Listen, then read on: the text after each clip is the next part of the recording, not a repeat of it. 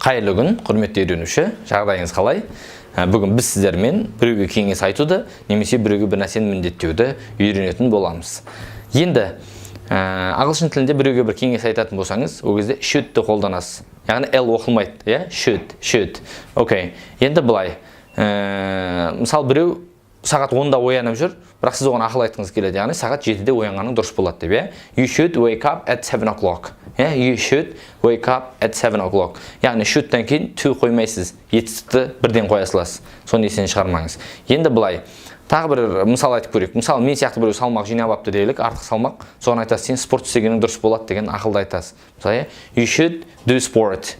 Яғни не істейсіз, сен спортпен айналысқаның дұрыс болады. Немесе тағы бір біреудің шашы әдемі болып тұр, бірақ ол шашын алдырамын деп тұр. Сіз айтасыз, шашынды алдырмай қойғаның дұрыс болады. You shouldn't have a haircut. You shouldn't have a haircut. Яғни не шашыңды алдырмағаның дұрыс болады деген мағына. Немесе сағат 10-да оянып жүр, 10-да оянбағаның дұрыс болады деп айтатын болсақ, you shouldn't wake up at 10 o'clock. Яғни сенің 10-да оянбағаның дұрыс болады. Яғни ертерек оянғаның дұрыс болады деген мағынаны береді. Яғни should.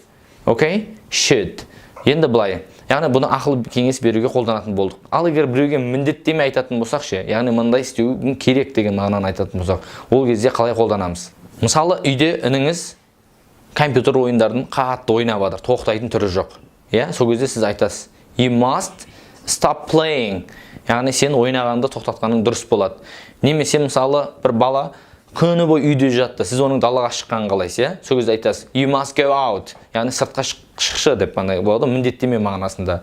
Сол кезде must'ты қолданамыз. Енді mustn't деген болады, яғни істемеуің керексің деген мағынада, иә? Мысалы, you mustn't play computer games. Яғни сен компьютер ойындарын міндетті түрде ойнамауың керек деген мағынада, иә?